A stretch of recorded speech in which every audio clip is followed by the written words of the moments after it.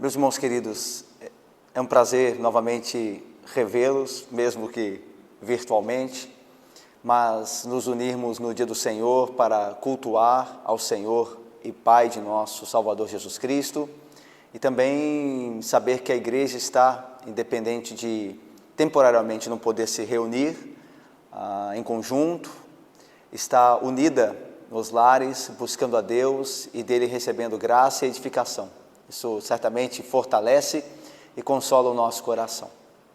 Nós vamos então começar nosso culto de adoração a Deus, e para isso, irmãos, você que está com a sua Bíblia e com o seu inário também, por favor, lembrando sempre, irmãos, que ainda que nós estejamos assim virtualmente, o culto é o mesmo, ele tem o mesmo espírito, deve ser feito com reverência, atenção, dedicação, consagração, confiando em Deus para a nossa edificação e para o louvor da sua glória. Então, que nós procuremos observar essas coisas com toda a reverência, mesmo dentro de casa, mas com toda a reverência, nos comportando diante da graça do bom Deus, de forma que convém aos santos. Nós vamos então começar nosso culto de adoração, abrindo a nossa Bíblia na carta de Paulo aos Romanos, capítulo de número 8. Carta de Paulo aos Romanos, capítulo de número 8, para nós lermos do versículo 31 até o versículo de número 39. Carta do apóstolo Paulo aos Romanos, carta aos Romanos, capítulo de número 8, de 31 a 39.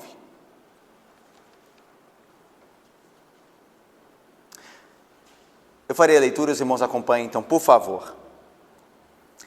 Paulo vai concluir acerca da salvação em Cristo e da predestinação da parte de Deus, do seu povo por meio de Jesus Cristo e da intercessão do Espírito por nós, com a seguinte pergunta retórica de Paulo: que diremos, pois, à vista destas coisas, de todas essas bênçãos que Deus nos deu em Cristo? Se Deus é por nós, quem será contra nós? Aquele que não poupou o seu próprio filho, antes por todos nós o entregou, porventura não nos dará graciosamente com ele todas as coisas? Quem tentará acusação contra os eleitos de Deus? É Deus quem os justifica. Quem os condenará? É Cristo Jesus que morreu, ou antes quem ressuscitou, o qual está à direita de Deus e também intercede por nós. Quem nos separará do amor de Cristo?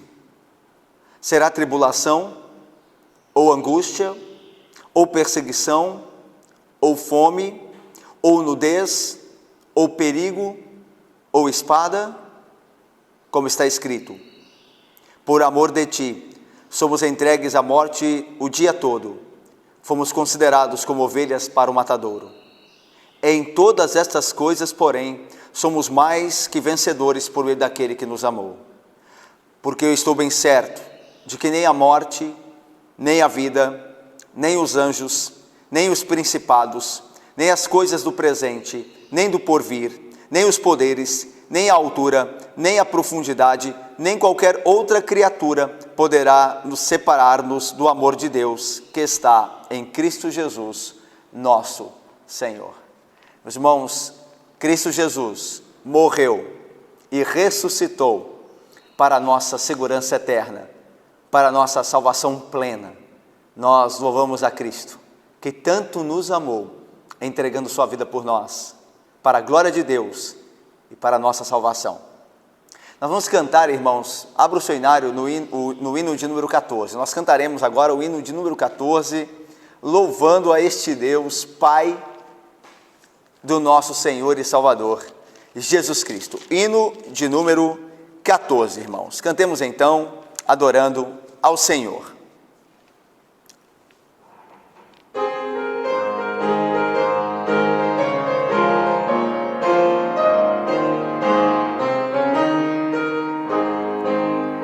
Vamos nós louvar a Deus, vamos ao Senhor de toda a luz, Santo, Santo. Cantem, louvem lá nos céus, nosso Deus e Rei Jesus, exaltado seja Deus, Santo, Santo. Exaltado seja nosso Deus e Pai, exaltado para sempre o exaltai. Cantem, louvem lá nos céus, nosso Deus e Rei Jesus. Exaltado seja Deus, Santo, Santo. Nosso Deus eterno Pai, Santo, Santo, deu-nos bênçãos por Jesus. Vede, vede, ao Senhor glorificai, vós os salvos pela cruz, sim, conosco glória dai. Vinde, vinde, exaltado seja nosso Deus e Pai, exaltado para sempre o exaltai. Cantem, louvem lá nos céus, nosso Deus e Rei Jesus. Exaltado seja Deus, Santo, Santo.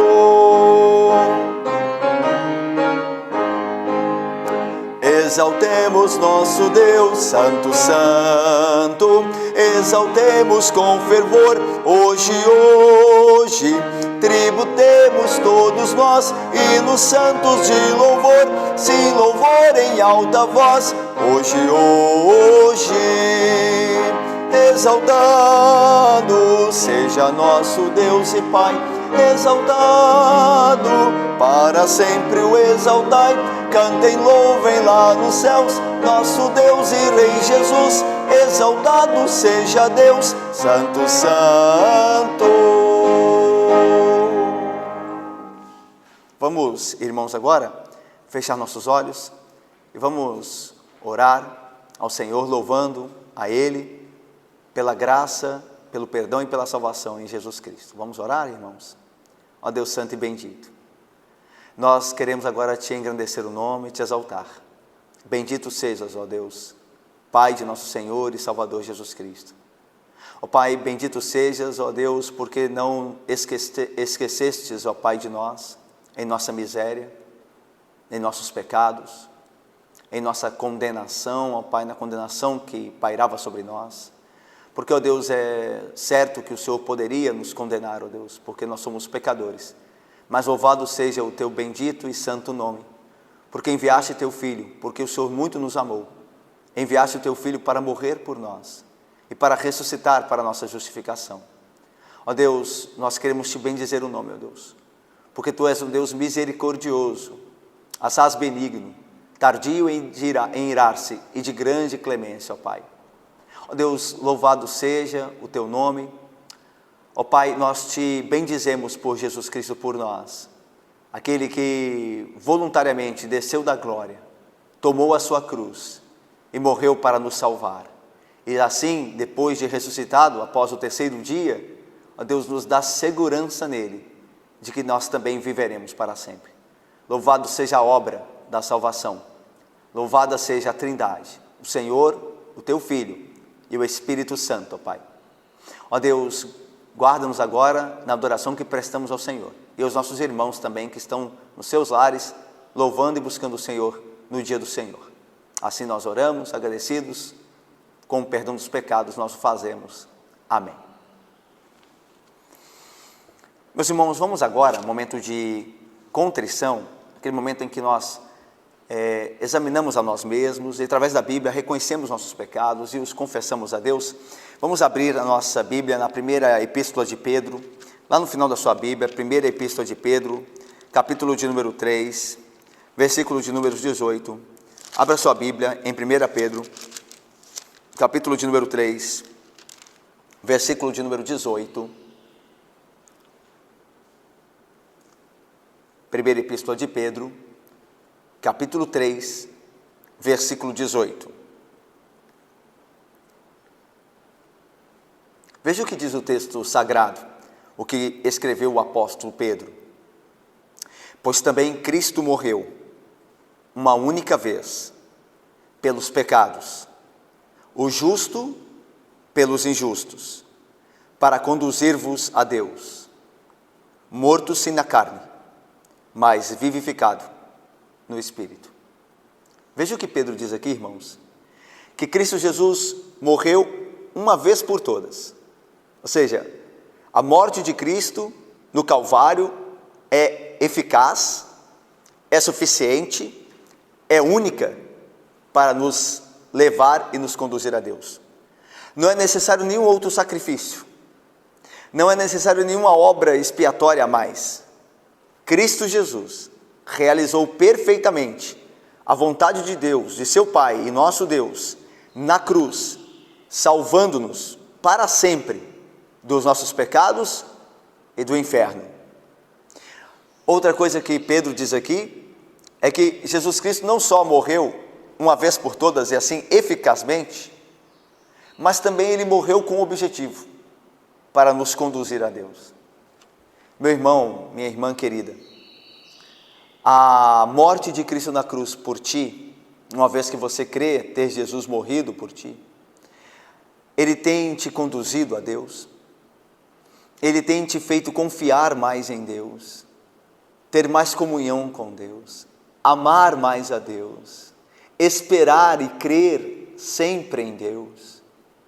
Jesus Cristo, meus irmãos, não morreu por nós para nos dar uma vida aqui na terra de bem-estar, sem sofrimentos, sem angústias, sem enfermidades, nada disso.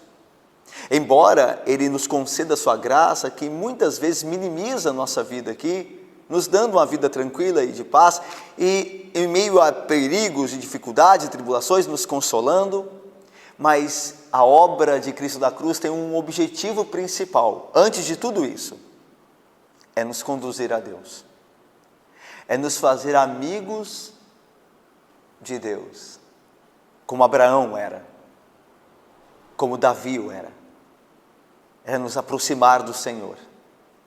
Isto é uma verdade na sua vida, isto é uma verdade na minha vida. A morte de Cristo tem trazido essas implicações, a comunhão, a amizade, o amor, a obediência a Deus. Nós vamos cantar o hino de número 97. Abra seu hinário no hino de número 97, irmãos. Meu pecado resgatado foi na cruz por teu amor, e da morte, triste sorte, me livraste, ó Redentor. Cristo, inflama, viva chama em meu peito, ó Salvador, pois adora quem te implora, vem guiar-me, bom Senhor. Neste hino nós vamos orar a Deus, e por meio de Cristo, para que através da obra de Cristo na cruz, nós tenhamos o coração inflamado do amor por Deus. Vamos então cantar este belíssimo hino de número 97.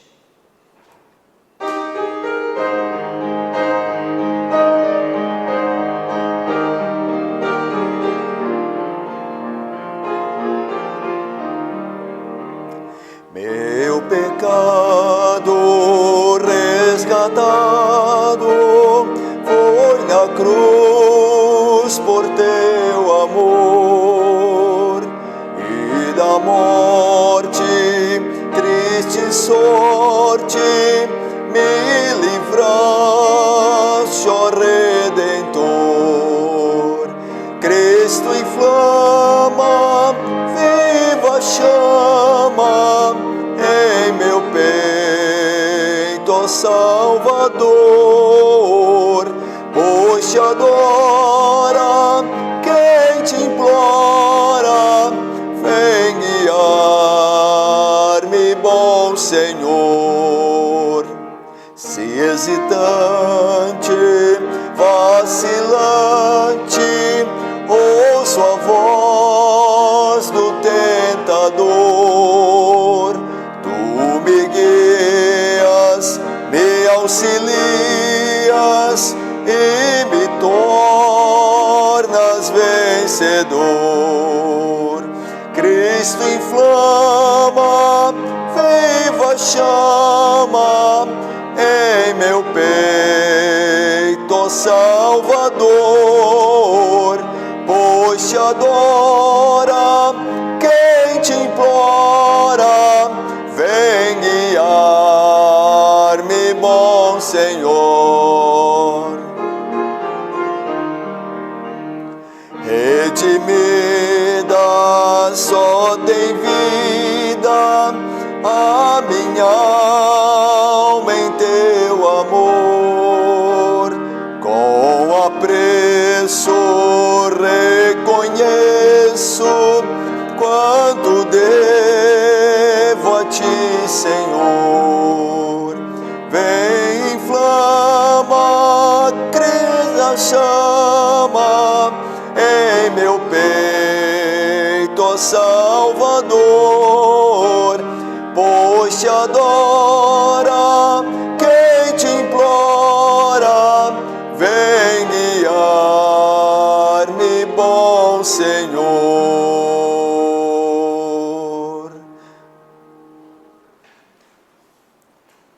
orar, irmãos, para que Cristo venha inflamar o nosso coração, aquecê-lo do amor de Deus, para que então o objetivo de sua morte seja realizado pelo poder de Deus em nós, nos aproximar do Senhor Deus, nos fazer amá-lo mais, confiar mais nele, bendizê-lo, exaltá-lo e esperar somente nele. Vamos orar?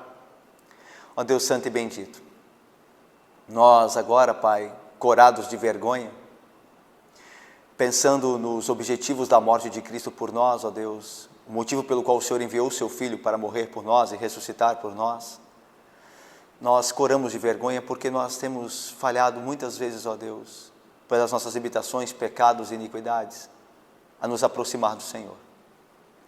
Ainda que tenhamos, Pai, todos os meios para isso realizarmos, ó Deus. Cristo por nós na cruz, o selo e a habitação do Espírito Santo em nós, os meios de graça, a leitura da palavra, a busca ao Senhor em oração.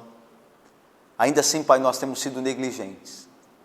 E estamos muito aquém, confessamos, ó Deus, estamos muito aquém, confessamos, de estarmos mais próximos de Ti.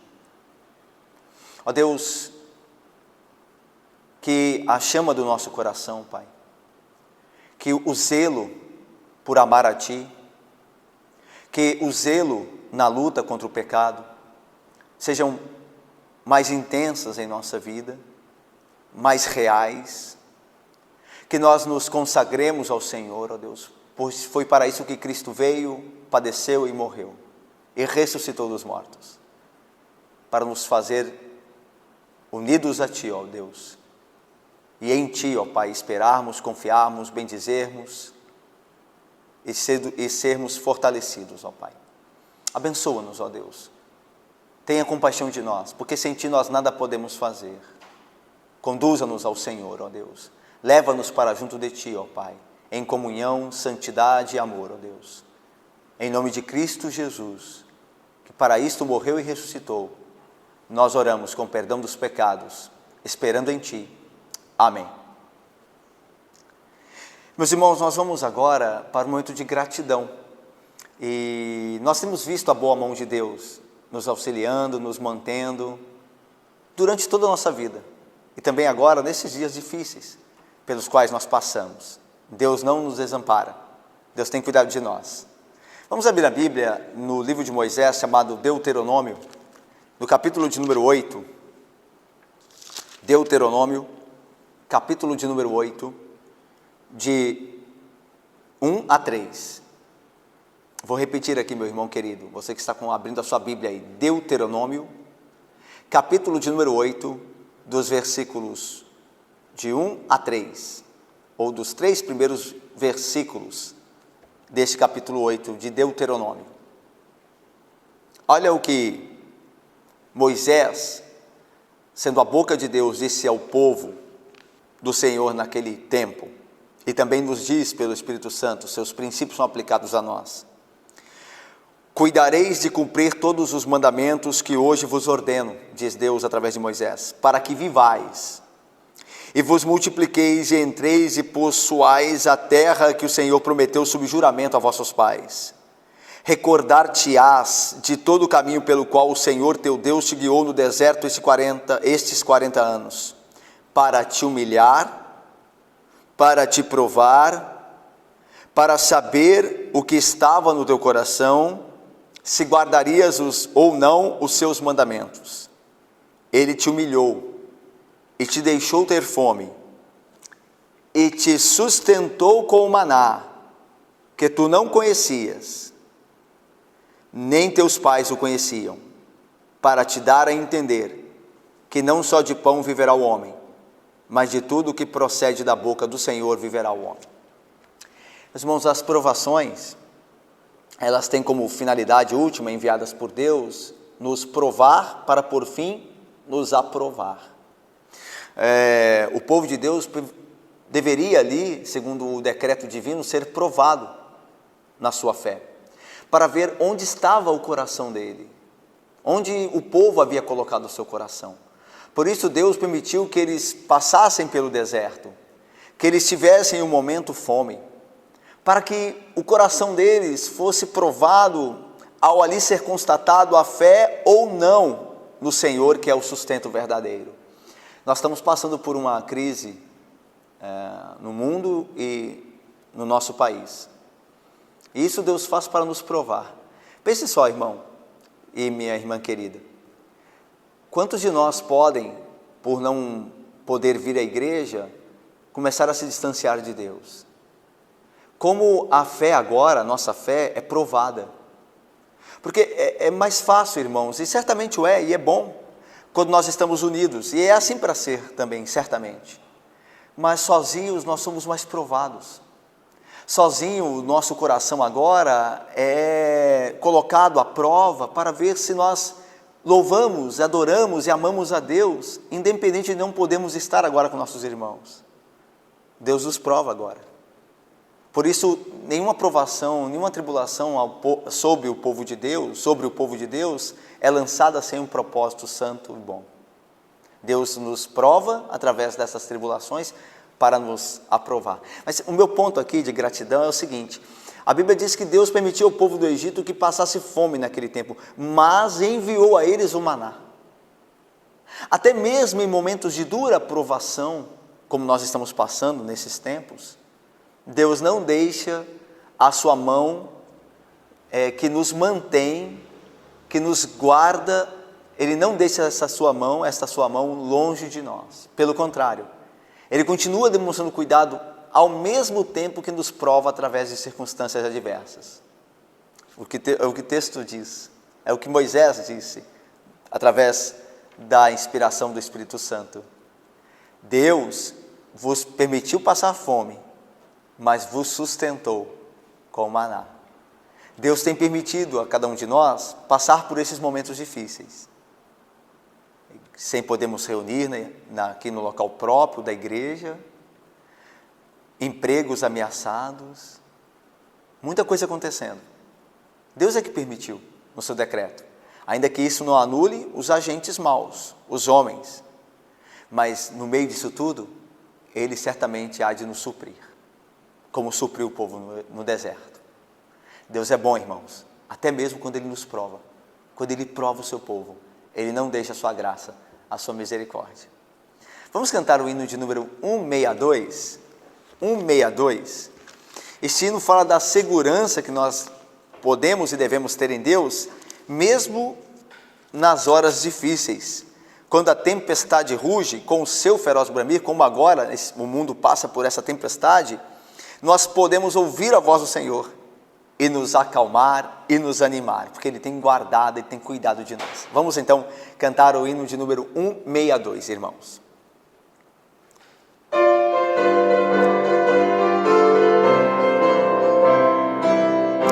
Quando a tempestade ruge com o seu feroz bramir, quando as nuvens se acumulam, raios mil a despedir, do trovão o som tremendo faz-se ouvir-se com pavor. Mas por sobre a tempestade soa a tua voz, Senhor. Eis que ouvimos tua voz animar os que andam sós, e em ti sempre confiados vão por ti sempre a lutar. Nesta vida tormentosa, qual fragor do vasto mar. Quando o mar vem mansamente sobre a areia se espraiar, quando a brisa sussurrante calmamente perpassar, soa mística harmonia, ouve-se um feliz rumor. Deste coro docemente vem a tua voz, Senhor. Eis que ouvimos tua voz animar os que andam sós, e em ti sempre confiados vão por ti sempre a lutar. Nesta vida tormentosa, qual fragor do vasto mar. Quando o coração aflito quer a dor e o mal fugir, e se agita, luta e ruge sem descanso para sentir, qual um som que se repete nas quebradas a rolar. Ao aflito e contristado, tua voz vem consolar. Eis que ouvimos tua voz animar os que andam sós, e em ti sempre confiados vão por ti sempre a lutar. Nesta vida tormentosa, qual fragor do vasto mar. Graças a Deus.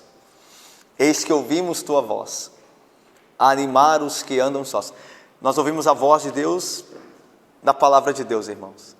É aqui, somente aqui, que nós ouvimos a voz de Deus. Deus nos fala por sua palavra.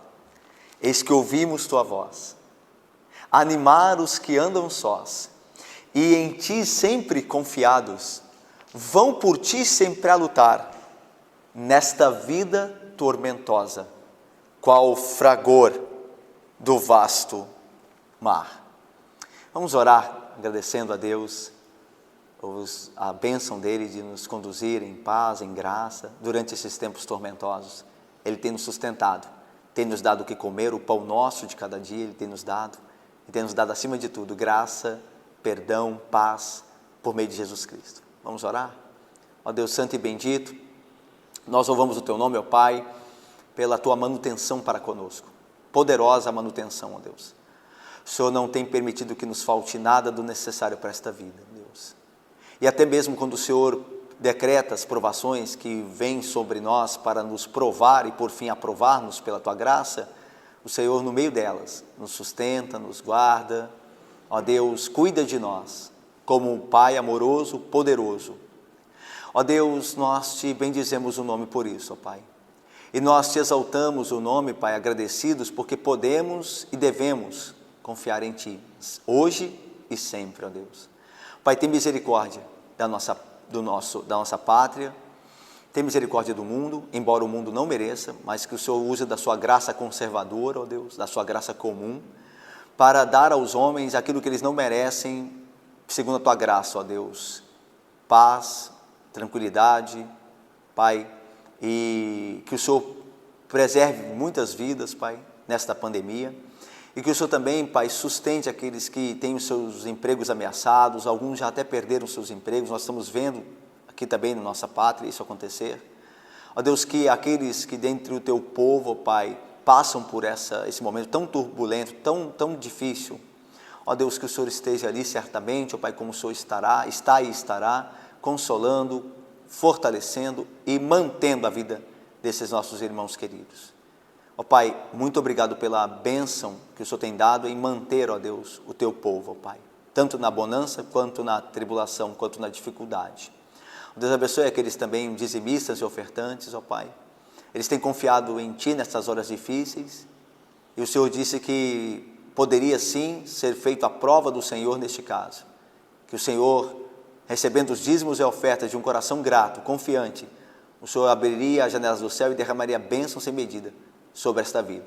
Portanto, Pai, confiados em Ti, naquilo que o Senhor mesmo permitiu ser provado, nós assim o fazemos, alegremente, porque o Senhor tem cuidado de nós, e nós temos a certeza que continuar cuidando até o fim, Deus. Ó Pai, abençoa-nos então, nós te agradecemos por tudo, com perdão dos pecados. Amém.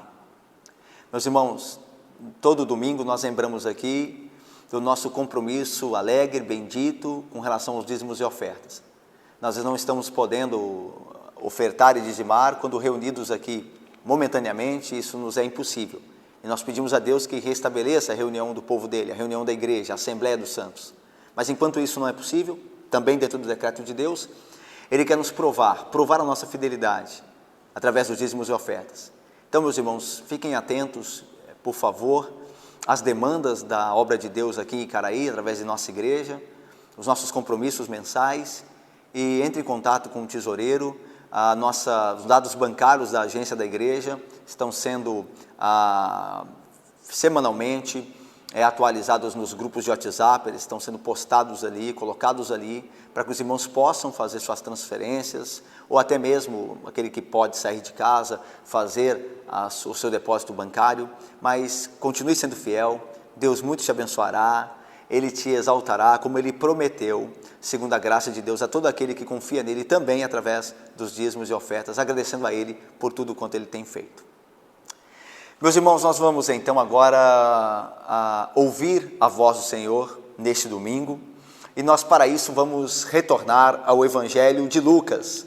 Lucas, capítulo de número 23. Abra sua Bíblia então, no Evangelho de Lucas, capítulo de número 23, para nós ouvirmos a voz de Deus, para a nossa edificação neste dia do Senhor.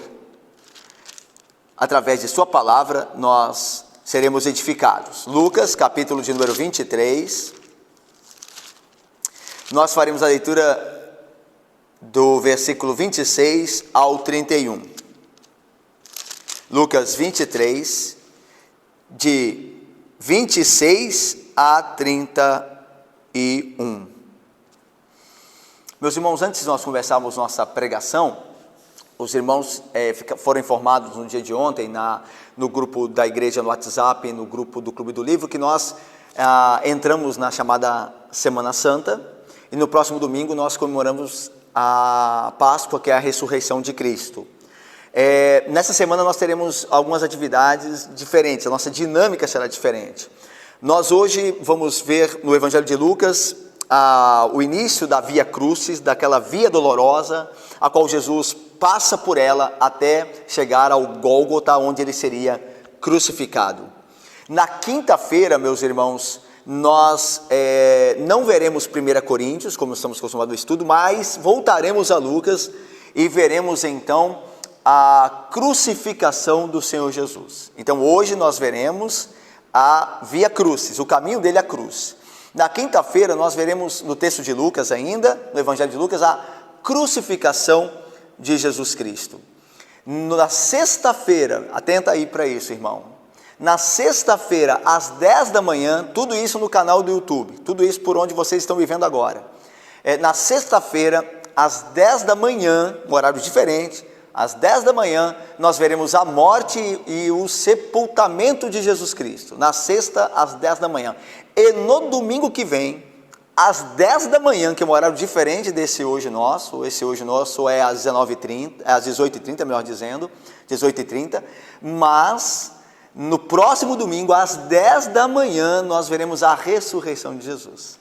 E assim nós passaremos a semana chamada Semana Santa, até a Páscoa, vendo todo a história, a narrativa da morte e da ressurreição de Jesus Cristo. Aprove a Deus, dentro da providência, permitir que nós chegássemos nesse ponto de Lucas, bem no momento, naquele momento de abril, onde nós comemoramos a Páscoa do Senhor Jesus Cristo, que nos lembra o Senhor Jesus Cristo, a sua morte e ressurreição. Portanto, meus irmãos, bendito seja Deus, né, que dentro da providência, que é o Senhor da história, permitiu que nós assim o fizéssemos. Então, nessa semana nós teremos uma maratona, por assim dizer, uma dinâmica diferente daquela das outras semanas ordinárias. Nós vamos então repetindo, hoje começar com a Via Crucis.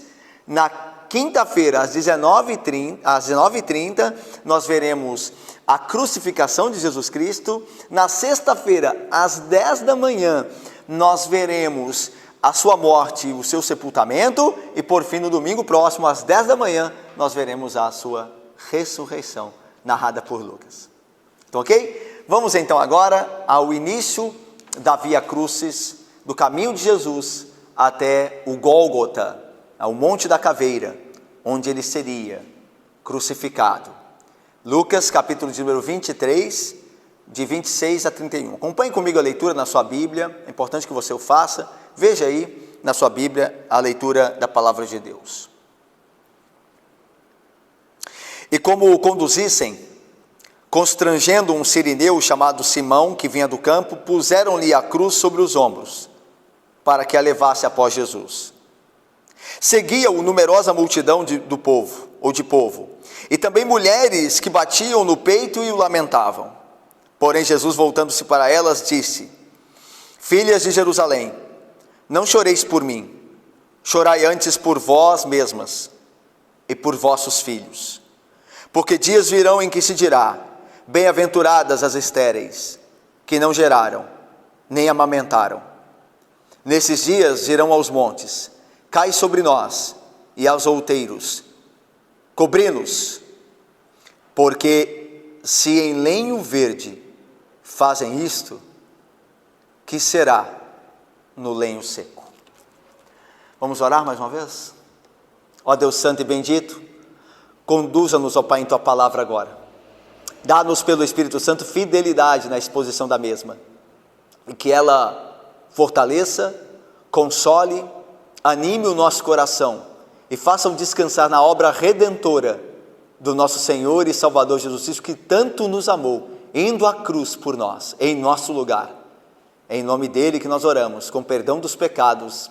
Amém.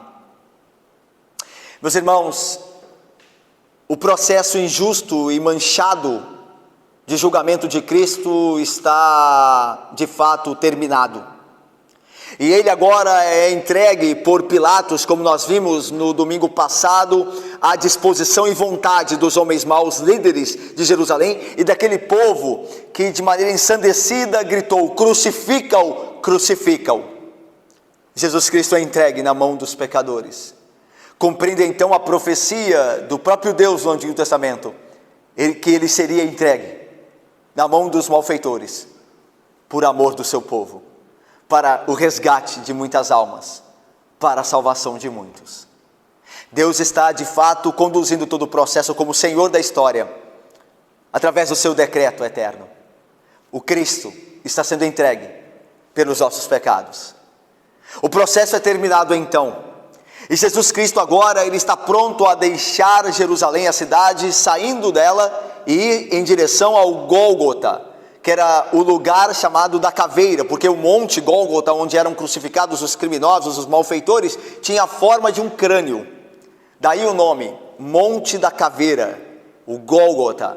E ali Jesus Cristo se direciona agora para lá, saindo de Jerusalém, o que nós conhecemos como a Via Dolorosa, ou a Via Crucis, o caminho que leva à cruz, o caminho da dor. E agora é isto que Lucas começa a nos contar. Ele diz então, meus irmãos, que Jesus Cristo é conduzido, no versículo 26 diz, e como o conduzissem. A ideia, meus irmãos, é que ele está sendo retirado de Jerusalém. Ele vai morrer fora da cidade. E é interessante, meus irmãos, que aqui nos é informado acerca de uma tradição que viera desde do Antigo Testamento, em que os criminosos eram mortos fora do arraial, fora do lugar de habitação do povo de Deus. Em Levítico capítulo 24, 14, nós lemos o seguinte: tira o que blasfemou para fora do arraial, e todos os que ouviram porão as mãos sobre a cabeça dele, e toda a congregação o apedrejará.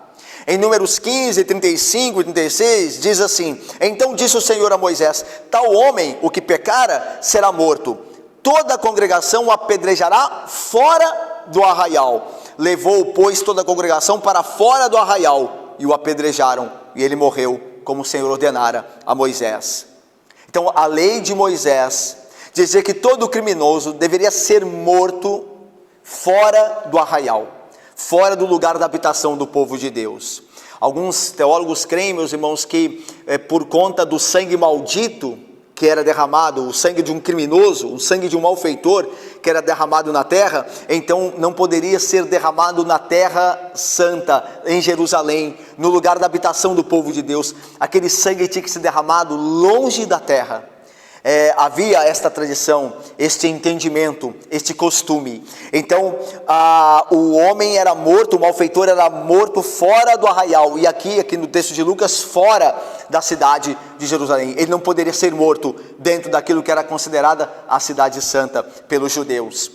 É interessante que a Bíblia atesta e confirma que Jesus fora morto fora de Jerusalém. No Evangelho de João, capítulo 19, que narra este mesmo acontecimento que nós vemos agora em Lucas, diz assim, 19 e 20 de João: muitos judeus leram este título, Jesus Cristo, Rei dos Judeus, que estava na cruz, porque o lugar em que Jesus fora crucificado era perto da cidade, ou seja, não era na cidade, era perto da cidade, então ele morrera fora da cidade. Em Hebreus, capítulo 13, aplicando a Jesus a simbologia do cordeiro que era morto fora do arraial, diz assim: por isto foi também Jesus, para santificar o povo pelo seu próprio sangue, sofreu fora da porta. Então Jesus sofre fora da porta da cidade. Aí Hebreus nos conduz dizendo: saiamos, pois, a ele, fora do arraial, levando a sua humilhação. A ideia de que o bode expiatório era enviado para fora, recebidos os pecados, ele era enviado para fora do arraial como sinal de humilhação. Cristo foi levado para fora como maldito. Ele não poderia morrer na cidade, ele tem que morrer fora da cidade. Aí Hebreus diz: saiamos fora também do arraial para o seu encontro. É mais importante estar com Cristo, sofrer da sua humilhação, do que estar no bem-estar do mundo, o mundo pecador. Jerusalém vivia em pecado naquela época, ela rejeitou o Cristo. Era uma cidade de pecadores, de líderes pecaminosos, que humilhava a Cristo, fazendo com que ele morresse para fora. Então, pois, saiamos junto com ele, nos humilhemos junto dele, como esse mundo mal nos humilha por seguirmos a Cristo. Não há problema, saiamos para fora, junto com ele, soframos a sua humilhação, porque ele é o nosso Deus, ele é o nosso Salvador, ele há de nos exaltar, como ele mesmo for exaltado por seu Pai. Mas o ponto aqui então, voltando, é que Jesus vai para fora, ele tem que morrer fora da cidade. E daí então Lucas diz que, e como o conduzissem, essa ideia, está sendo conduzido para fora, para o Gólgota, para ali morrer por nossos pecados. Mas é interessante também nós lembrarmos, meus irmãos, que Jesus Cristo, ele nesta via, neste caminho até o Gólgota, ele leva a sua cruz. Era comum que os prisioneiros levassem a cruz, mas aqui há uma divisão entre os estudiosos, se Jesus Cristo levava toda a cruz, tanto a parte horizontal como a parte vertical, ou apenas a parte horizontal, chamada de patíbulum. Esta parte horizontal, esta viga horizontal, era colocada somente ela nas costas do condenado à crucificação. E ele levava o patíbulum, essa parte horizontal, até o Monte Gólgota, e lá já estava fincada a parte vertical. E ao chegar lá, a parte horizontal, com o prisioneiro já amarrado a ela, era elevada para o encaixe na parte vertical. E ali então o prisioneiro era crucificado. É bem provável que o nosso Senhor Jesus tenha carregado o patíbulum, não a cruz inteira, mas apenas essa parte horizontal. É óbvio que ela é chamada cruz porque ela faz parte da cruz como um todo, tanto a parte horizontal quanto a parte vertical. Daí ele leva a sua cruz. Mas, meus irmãos, imaginem o cansaço do nosso Senhor Jesus Cristo, a todo o seu desgaste. Ele vem por mais ou menos 15 horas sofrendo, desde a sua prisão injusta no jardim do Getsêmani, a traição de Judas, antes até mesmo no cenáculo. Veja como isso mexeu com o nosso Senhor Jesus Cristo, o seu desgaste mental, tanto que ele vai orar no Getsêmani, ele diz: a minha alma está profundamente triste até a morte. Ele vem sofrendo todo esse desgaste, ele é traído por Judas, ele é abandonado pelos seus discípulos, todos os discípulos fogem, ele então é conduzido até o Sinédrio, para ser ali atacado com falsas acusações pelos líderes de Jerusalém.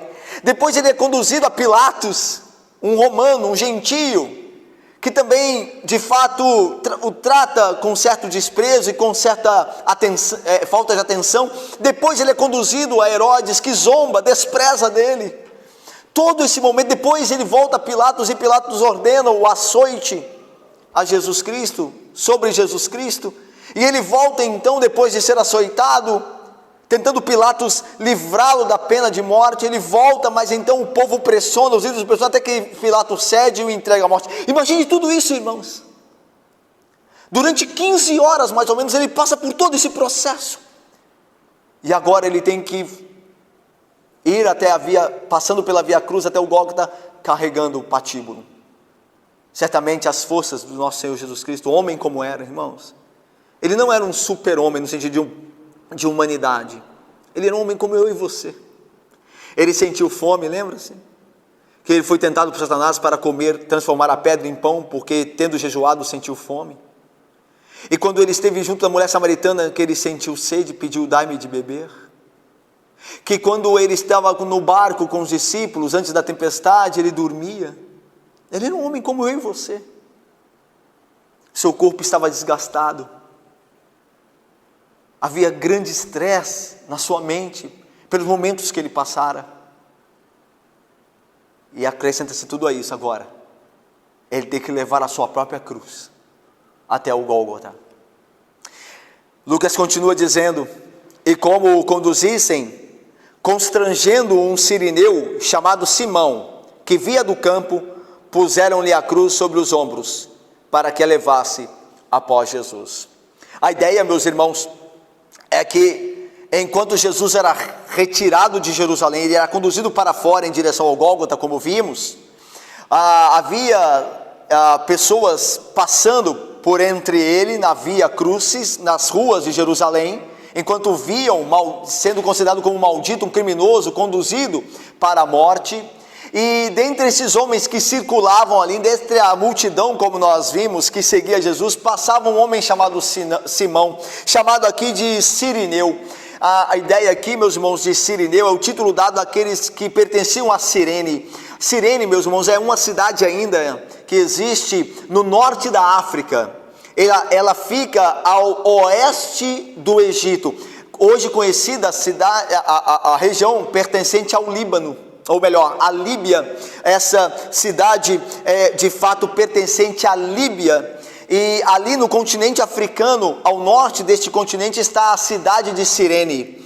A ideia, meus irmãos, é que esse Simão, de duas, uma, ou ele vinha de Cirene, ele morava em Cirene, na Líbia, e estava em Jerusalém por conta da Páscoa, porque nós somos informados que haviam alguns de Cirene morando em Jerusalém, então não era incomum esse trânsito os de Cirene, atual região da Líbia, até Jerusalém, na época da Páscoa. Então Simão morava em Cirene, mas estava ali por ocasião da Páscoa, ou ele era natural de Cirene, mas morava em Jerusalém, uma vez que, segundo Atos, a capítulo 6, versículo 9, havia uma sinagoga de sirineus em Jerusalém. Havia uma sinagoga de homens que nasceram em Cirene, mas moravam em Jerusalém, e ali adoravam ao Deus verdadeiro, e havia uma sinagoga deles ali. Então, de duas uma, ou Simão, este homem que nos é narrado aqui, não confunda ele, óbvio, com Simão Pedro, né? Não é o mesmo homem, aqui é outro Simão, o nome era muito comum. Este Simão, ou ele morava em Cirene e havia estado em Jerusalém por conta da ocasião da Páscoa, ou ele era natural de Cirene e morava em Jerusalém e estava ali, porque ali era o lugar da sua habitação, onde ele de fato morava com sua família. Então a ideia é de que este homem estava passando e ele é constrangido pelos guardas romanos, pelo destacamento romano que está conduzindo, porque Roma era responsável pela crucificação. Então soldados romanos é que vão levar Jesus ali ao Gólgota para crucificá-lo, para executar a pena de morte. E então, vendo que a ideia de Lucas é o seguinte, é que vendo os guardas que Jesus não chegaria até o Gólgota pelo desgaste físico e emocional dele, eles conheciam esse processo todo. Certamente eles viram muitos criminosos talvez morrerem antes mesmo de chegarem ao Gólgota. Então eles percebendo isso e percebendo ainda mais de que eles não teriam a diversão sadomasoquista de fazer Jesus sofrer no Gólgota, como nós veremos futuramente, eles então viram que era necessário que alguém o ajudasse. E era a direito de Roma ali, que estava sobre aquela região da Judéia, obrigar qualquer judeu, qualquer pessoa de Jerusalém a prestar serviço. Então a ideia aqui é que os soldados romanos, percebendo que Jesus não chegaria até o local vivo, eles então se valem desse direito romano de obrigar um cidadão a ajudar aquele que estava sendo conduzido ao Gólgota. E é por isso que, tendo passado Simão, os guardas colocam os olhos dele e dizem: ei, você, vem aqui, carregue o patíbulo, para esse preso, senão ele não vai chegar vivo lá. Então, vem aqui agora, é uma ordem, carregue. E então Simão é constrangido a fazer isto. Tanto que o texto de Lucas diz no final do versículo 26, puseram-lhe, os soldados romanos, puseram-lhe a cruz sobre os ombros de Simão, para que a levasse após Jesus Cristo. Nós imaginamos talvez, irmãos, e muito provavelmente, que Simão certamente ficou muito constrangido e relutante ao fazê-lo. Porque, irmãos, veja, ser associado a um criminoso, quem o queria? Quem o gostaria? De plena vontade, de vontade livre.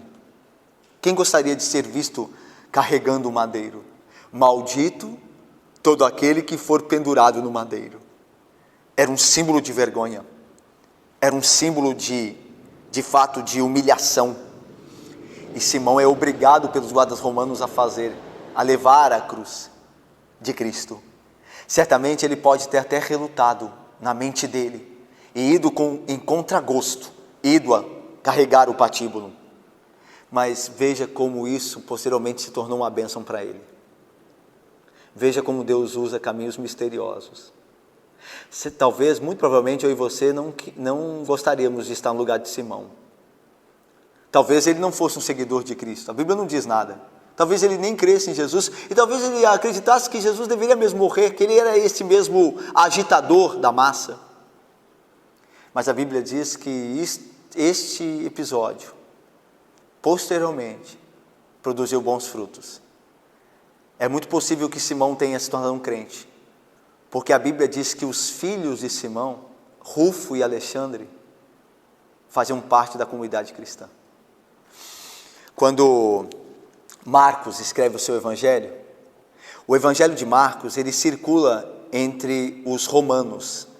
Ele é lido na cidade de Roma, pelos crentes, o evangelho de Marcos.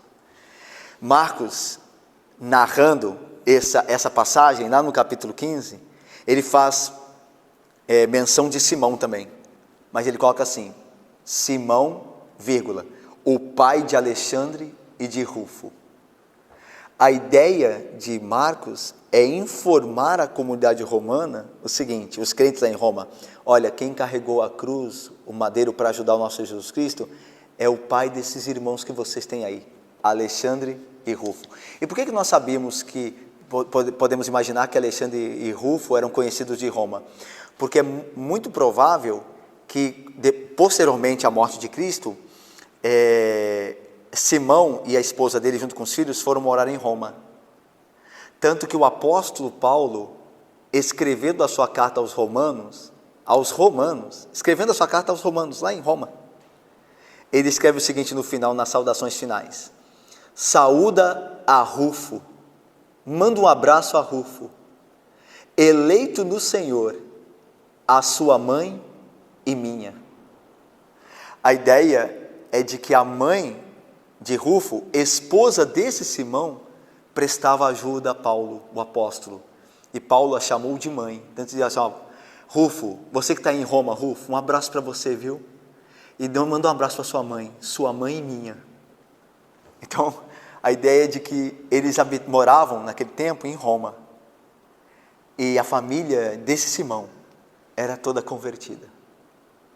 Que caminhos Deus usa, não? Quais são misteriosos os caminhos de Deus? E como o fim dele é abençoado e bem-aventurado. Eu imagino que Simão nunca imaginou que ao ter que carregar a cruz de Cristo, de maneira obrigatória, de maneira contra provavelmente a sua vontade naquele momento, produziria frutos para a vida eterna. Mas o texto da Via Crucis continua. Veja o versículo 27. Seguiam a Jesus numerosa multidão de povo e também mulheres que batiam no peito e o lamentavam. Meus irmãos, os versículos anteriores, principalmente o versículo de número 23, que narra o povo gritando crucifica, o crucifico, podem dar a impressão de que quase toda Jerusalém estava contra Jesus. Mas nós descobrimos agora que havia um grupo considerado que era um grupo de fiéis seguidores de Cristo, ou se não fiéis seguidores, um grupo, uma multidão que pelo menos sentia a pena de Cristo, que era de certa forma ligada a Ele pela afeição, ou admirava Ele como mestre que se demonstrara durante aqueles tempos em Jerusalém. Então veja, ainda que havia uma multidão gritando crucificam, crucificam, há outra multidão ligada a Cristo, se não sinceramente por crer nele, por uma questão de pena, de entendê-lo como um homem justo, que não merecia aquilo. E esta multidão é que está seguindo Jesus Cristo até o Gólgota. E gostaria de acrescentar a esta multidão certamente os curiosos, né? Nós vemos que tem gente que gosta de ver essas coisas de morte, de acidentes. Até hoje é assim, né? Junta um acidente, acontece um acidente na rua e você vê aquela multidão de curiosos. Então certamente nessa multidão que o seguia haviam curiosos, aí meio que sádicos, né?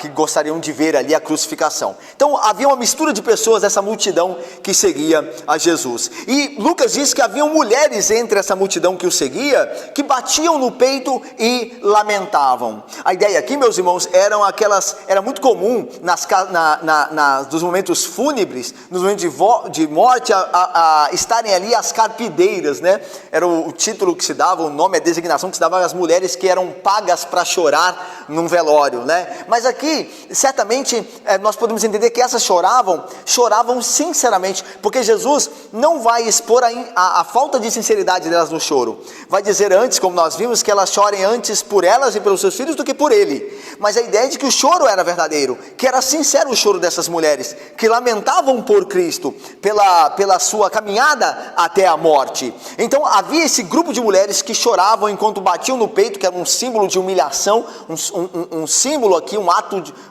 uma expressão, melhor dizendo, de tristeza. E então elas estão ali chorando por Jesus Cristo, e observando a figura dele, o seu rosto, a sua fisionomia desfigurada, e a sua dor, o seu aspecto totalmente desgastado. Então isso fez com que aquelas mulheres se emocionassem, se comovessem com a pessoa de Jesus Cristo.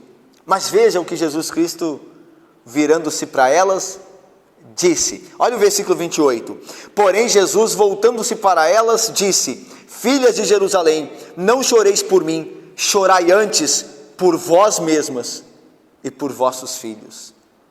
Meus irmãos, quanto a Jesus, ainda que justamente agora ele estivesse agonizando e passaria também por horas de sofrimento e dores do inferno, angústias do inferno se apoderariam dele, ainda assim ele estava seguro. A ideia aqui de Jesus dizendo não choreis por mim, é a ideia de que ele confia mesmo em toda aquela dor real, em toda aquela angústia verdadeira pela qual ele passaria algumas horas ainda crucificado, ele estava seguro. Ele sabia que o seu Pai haveria de guardá-lo, que o seu Pai haveria de exaltá-lo, tanto que ele diz, o Filho do Homem haverá de ser atacado e haverá de ser perseguido e entregue, crucificado, mas ao terceiro dia ressuscitará. Ele disse isso antes da morte, muito antes de sua morte.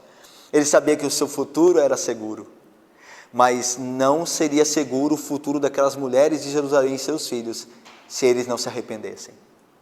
A ideia do texto é essa, irmãos. A grande população de Jerusalém era uma população de pessoas más, de pessoas não regeneradas. Lembra quando Jesus vai chegando, se aproximando de Jerusalém, naquela última semana, antes da sua crucificação, ele se aproxima de Jerusalém, ele vê Jerusalém do alto e diz, Jerusalém, Jerusalém, quantas vezes eu quis acolhê-los como uma galinha acolhe os seus pintainhos, mas tu recusastes. Jerusalém era uma cidade de homens não regenerados, de mulheres não regeneradas, de mulheres pecadoras, de homens pecadores.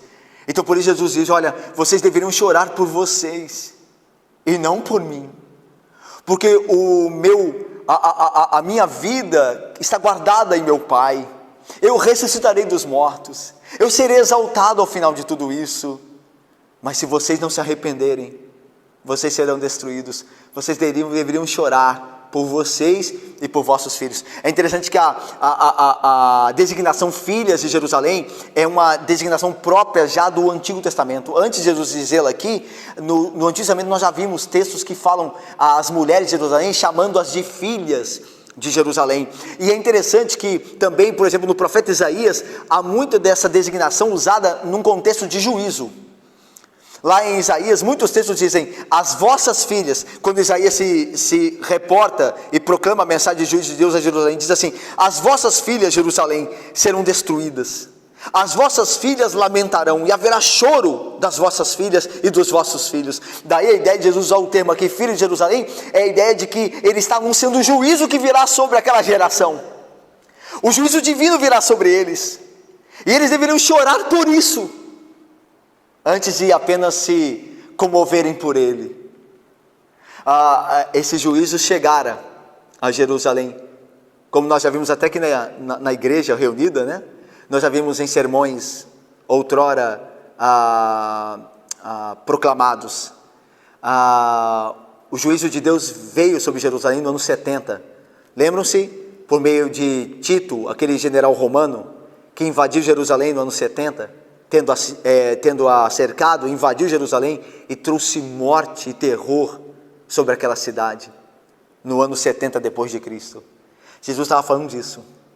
Chorem pelo que vai acontecer com vocês e os vossos filhos. Não chorem por mim. Chorem por uma cidade não arrependida, por uma cidade que não abandona o pecado, por vidas não regeneradas, vidas que insistem em não submeter à vontade de Deus. É por essas vidas que vocês devem chorar. É por essas vidas que vocês deveriam lamentar. Veja Jesus falando, versículo 29. Vocês devem chorar por vós e vossos filhos, porque dias virão em que se dirá, bem-aventuradas as estéreis, que não geraram, nem amamentaram. A ideia aqui, meus irmãos, muito próxima das profecias de juízo do Antigo Testamento, que falava das estéreis, que as estéreis na época do juízo seriam bem-aventuradas e felizes, porque elas não teriam filhos para perder. Quando os povos pagãos invadissem Jerusalém e massacrassem a população. É a mesma ideia de Jesus aqui. Quando Tito Oscar invadisse Jerusalém, ele de fato exterminaria cruelmente toda a população, inclusive as mulheres e seus filhos. Muitas mulheres naquele tempo, no ano 70, através da invasão de Tito Oscar, viram seus filhos serem mortos. Aí Jesus diz assim, bem-aventuradas as estéreis, que não têm filhos, e nem as que amamentaram. Essas serão felizes, porque elas não terão que ver, de testemunhar a morte dos seus filhos. Tudo isso por causa de uma nação pecadora. Tudo isso por causa de um povo que insistiu em não ouvir a voz do Senhor, por meio do seu profeta maior, Jesus Cristo, por meio do Salvador. Eles rejeitaram a salvação, a condenação cairia sobre eles. Por isso Jesus diz, não chorem por mim. Eu estou seguro nas mãos de meu Pai. Lembra da crucificação, quando Jesus morre? Pai, na tua mão entrego o meu espírito.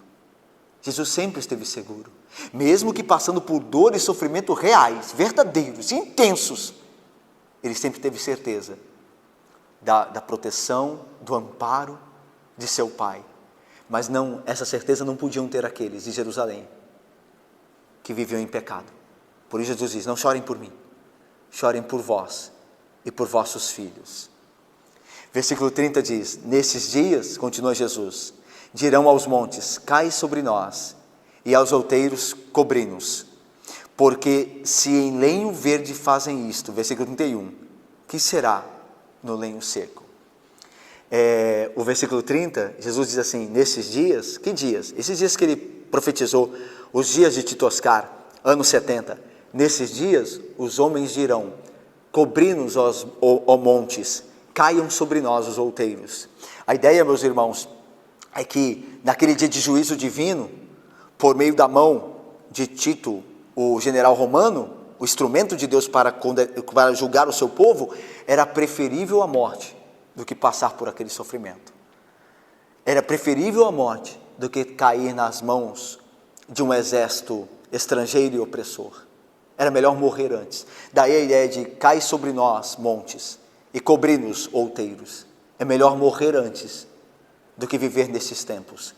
Meus irmãos, certamente isso aponta para o dia da vinda do Senhor Jesus Cristo, onde Ele há de julgar, no dia que Ele há de julgar os vivos e os mortos, no dia que a ira do Cordeiro cair sobre este mundo mau.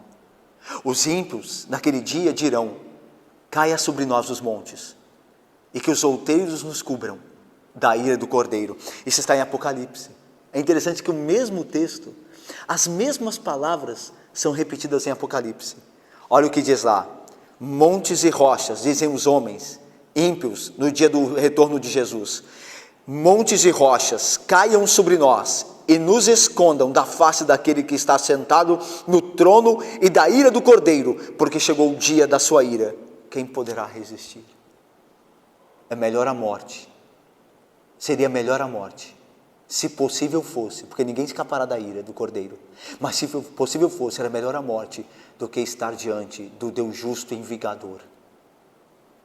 Portanto, Jesus diz, nesses dias, no dia do juízo divino, tanto sobre Jerusalém, como no dia do juízo máximo, aquele que é pleno, vindo na volta de Jesus Cristo, vindo com Ele, esse Deus vingador que virá, é melhor seria experimentar a morte antes, do que estar diante da ira do Cordeiro. Aí Jesus termina dizendo: porque se em lenho verde fazem isto, que será no lenho seco? Isso é um ditado, era um ditado muito comum entre os judeus da época. E a gente fica, o que tem tem esse ditado a ver com o contexto? A ideia é simples, irmãos.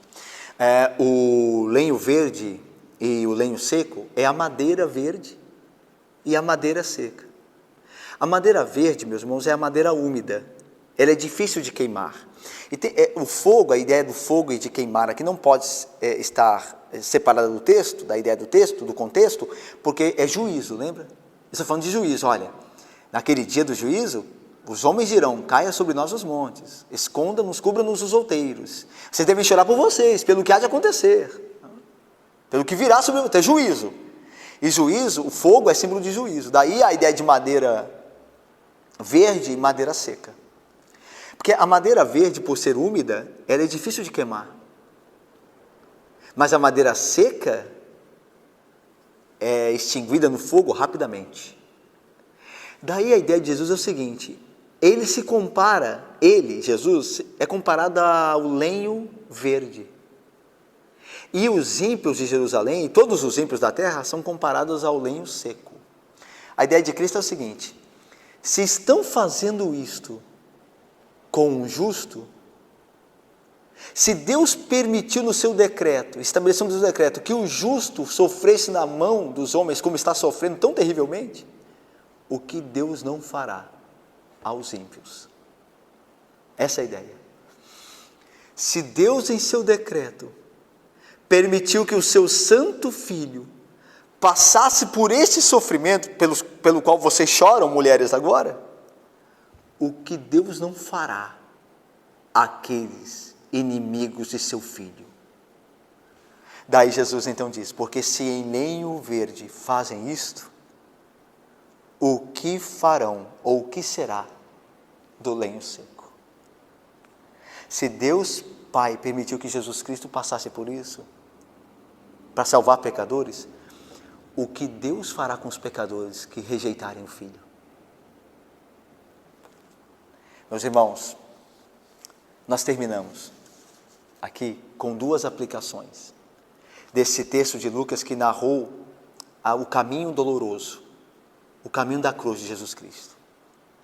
A primeira aplicação é referente ao texto de Simão, lá que foi obrigado a ajudar Jesus enquanto ele ia para o Gólgota, carregando a sua cruz.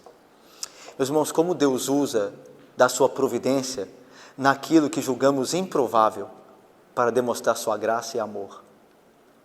Quem imaginaria que aquele Simão, que pouco se sabe dele, que foi constrangido e provavelmente contra a vontade dele, porque ninguém queria ser associado a um criminoso, como nós falamos, quem imaginou que esse homem seria salvo e a família dele seria uma família de crentes?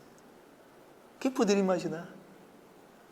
Assim, meus irmãos, nós podemos saber que Deus tem os seus caminhos misteriosos, os seus caminhos insondáveis.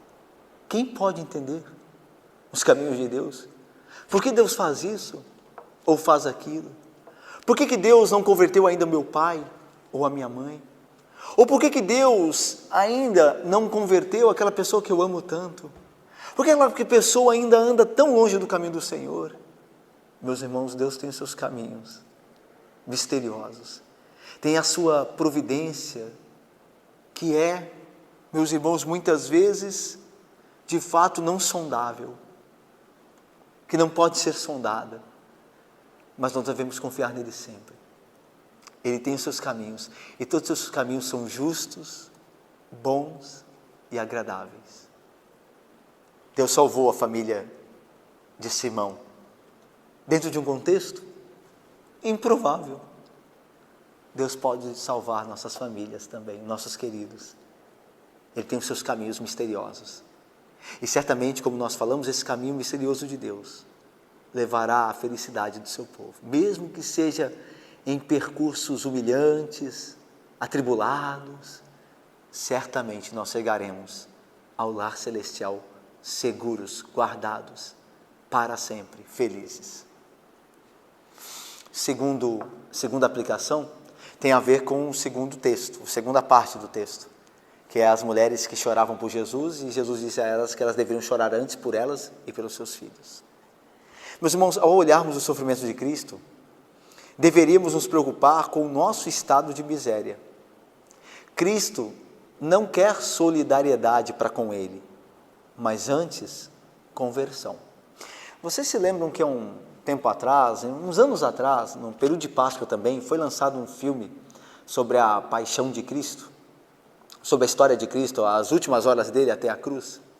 Eu me lembro da grande comoção que na época existiu. Igrejas fecharam cinemas para levarem os seus membros, para verem ali o filme, chorarem, se emocionarem. Igrejas, até mesmo, acredite nisso, pasmem, igrejas até deixaram de ter cultos no domingo para passar o filme, filme feito por um pagão, um católico romano que nem crente é, que meses depois foi preso dirigindo embriagado. O diretor desse filme, depois de ter feito o filme, meses depois foi preso dirigindo embriagado. Então, as igrejas fizeram isso, fizeram uma comoção para as pessoas se emocionarem com Cristo. Aí eu creio que se Jesus estivesse diante deles, ele diria assim: olha, ei, desliga o filme, se converta, mude a sua vida. Jesus quer, antes de comoção, conversão. Às vezes eu e você nos emocionamos com muitas coisas da Bíblia. E emoção faz parte, irmãos. Nós somos seres também emocionais. Deus nos deu as emoções.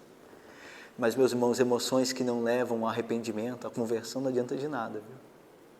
Se eu só me emociono e nunca me arrependo, o juízo de Deus virá sobre mim. Do mesmo jeito que veio sobre Jerusalém, que chorava por Jesus, mas não se arrependeu. E Jesus disse: vocês deveriam chorar por vocês, não por mim. Vocês deveriam chorar pelo estado de vocês, a miséria da alma de vocês e a falta de arrependimento.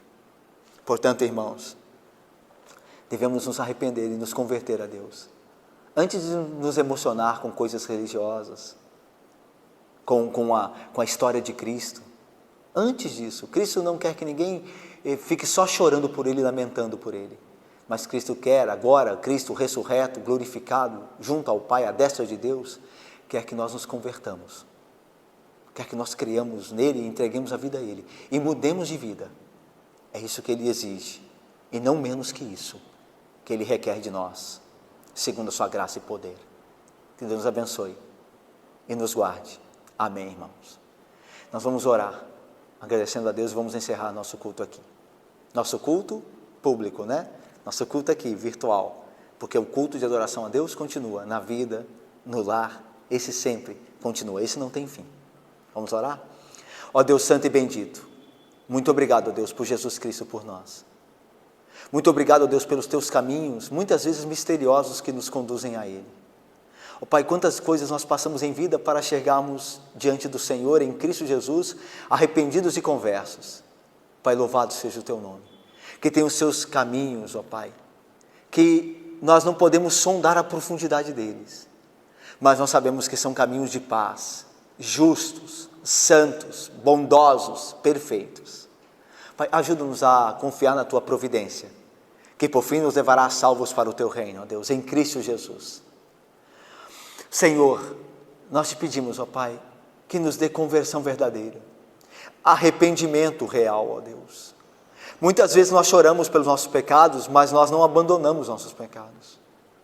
Muitas vezes lágrimas escorrem dos nossos olhos, mas não há nenhuma mudança de comportamento, ó Deus. Ó Pai, que o Senhor nos dê a graça, através do texto que vimos, lemos e ouvimos, ó Deus, de saber que nosso estado é de miséria ainda, se apenas nós choramos e não mudamos no poder do Espírito Santo, que ainda paira sobre nós o inferno, a condenação. Estamos ainda condenados, se só apenas nos emocionamos e não nos convertemos. Ó Deus, dá-nos conversão verdadeira, dá-nos mudança de vida real.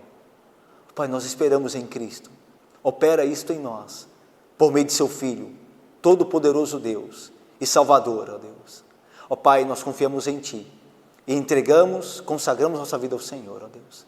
Em nome de Cristo Jesus nós oramos, com o perdão dos pecados. Amém. Meus irmãos, nós terminamos assim o nosso culto, nesse dia do Senhor. Esperamos que os irmãos estejam fazendo os seus cultos do lar, o seu culto devocional. Lembra que Deus nos prova nesse momento, nessa crise que o mundo passa. Deus quer provar a nossa fidelidade. Não deixe de adorá-lo, não deixe de buscá-lo, mesmo em casa, como você está com sua família, quer mesmo você esteja só, praticando o seu culto devocional. Deus está contigo, meu irmão. Deus está contigo, assim como está conosco. Portanto, não deixe de buscar a Deus em casa, nesse período que nós rogamos a Deus que seja breve, que passe logo, para que a igreja volte a se reunir novamente nesse lugar separado para as reuniões da igreja. E assim nós possamos ver novamente nossos irmãos presencialmente aqui e abraçar-nos mutuamente para a glória de Deus e a comunhão e o benefício do seu povo. Porque aonde estão, lembra do Salmo 133? Ó, quão bom e agradável viverem unidos os irmãos. Ali o Senhor derrama a sua bênção e a vida para sempre. Meus irmãos, nós vamos dar alguns avisos aqui, antes de nós encerrarmos nosso vídeo, nossa transmissão aí, nossa gravação, dos aniversariantes dessa semana. E agora no dia 8/4 faz aniversário a nossa irmã Lenir, a nossa querida dona Lenir faz aniversário no dia 8 agora do mês de abril. Minha irmã, Deus te abençoe e te guarde, Deus muito te sustente, te proteja. Sei que dona Lenir está na casa dos seus parentes, né? Está lá, não está aqui pertinho da igreja aqui, os seus parentes a levaram para junto de si, na casa deles. E minha irmã, fica aqui nossa oração a Deus, nossa gratidão a Deus por sua vida, e que Deus continue, segundo a graça dele, te dando mais anos de vida e te fazendo a cada vez mais, a cada ano que passa, mais parecida com Cristo, viu? Nossos abraços, dona Lenir. E no dia 9/4, fazem aniversário conjuntamente, as duas juntas, a Heloísa, que é a esposa do nosso irmão presbítero Marcelo, nossa irmã querida Heloísa, e a filha dela, a Heloísa, que é a filha. Então, no dia 9, eu até liguei ontem para a Heloísa, a filha, perguntando, é isso mesmo? Ela me disse, é isso mesmo, pastor. Mãe e filha fazem aniversário no mesmo dia. Já pensou que festa vai ser na casa dos nossos irmãos ali, na casa do presbítero Marcelo? Sua esposa e sua filha fazem aniversário no mesmo dia. Então é o dia das Heloísas, né? O dia 9 de abril. Que alegria, que bênção, né? Que legal. Eu queria na minha casa ter lá um aniversário conjunto assim, né? Quem sabe Deus nos dá a graça para assim tê-lo e fazê-lo. Mas olha, que bênção. Heloísas, minhas irmãs, né? Deus as abençoe e guarde. Vocês chegaram à nossa igreja, embora nós já a conhecêssemos há um bom tempo, né? Mas vocês chegaram à nossa igreja aqui há pouco tempo, mas tem muito nos abençoado. Tem sido uma bênção enorme, Deus o sabe. Com bênção, a família de vocês e a vida de cada uma tem sido aqui para a nossa igreja uma bênção, uma graça de Deus que Deus nos deu, segundo as bênçãos em Jesus Cristo. A gente louva a Deus pela vida de vocês, viu? As duas Heloísas aí, parabéns, agora no dia 9 fazem aniversário. Meus irmãos, como uma vez que nós já lembramos os nossos aniversariantes da semana, uma vez que fizemos isso, agora nós passamos a relembrar aquele aviso. Então, nós nos veremos agora, meus irmãos, na terça-feira tem a transmissão online da reunião de oração, às 7h30 da noite, às 19h30. Então você não perca, esteja conosco aí na terça-feira agora, às 7h30 da noite, na nossa transmissão ao vivo no Facebook, na terça-feira no Facebook, ao vivo, às 7h30 da noite, para nós orarmos juntos ali e temos nossa reunião de oração. Aí na quinta, na sexta e no domingo, transmissão YouTube, nesse canal que você está aí, tá? Nessa plataforma aí do YouTube. Na quinta-feira, nós vamos voltar ao Evangelho de Lucas para ver a crucificação de Cristo, sermos edificados com a narrativa de Lucas. Na sexta-feira, pela manhã, às 10 da manhã, nós vamos nos unir como igreja, cada um no seu lar, na sua casa, para vermos a morte e o sepultamento de Cristo. E no domingo pela manhã, às 10 horas da manhã, também no YouTube, tudo no YouTube, tá? Quinta, sexta e domingo. No domingo, às 10 da manhã, diferente de hoje, mas às 10 da manhã, nós veremos a ressurreição de Jesus Cristo, tá bom? Então, prepare-se aí para essa maratona no Evangelho de Lucas, para nós sermos edificados durante a semana, chamada Semana Santa, até no domingo nós vemos a ressurreição de Jesus Cristo, tá bom? Irmãos, são esses os avisos mais importantes, tá? Deus abençoe e guarde vocês.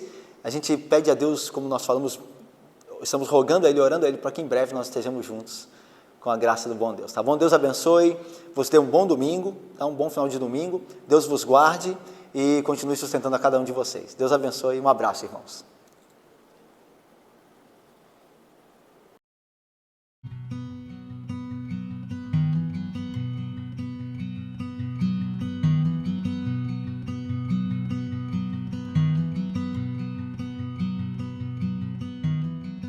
A mighty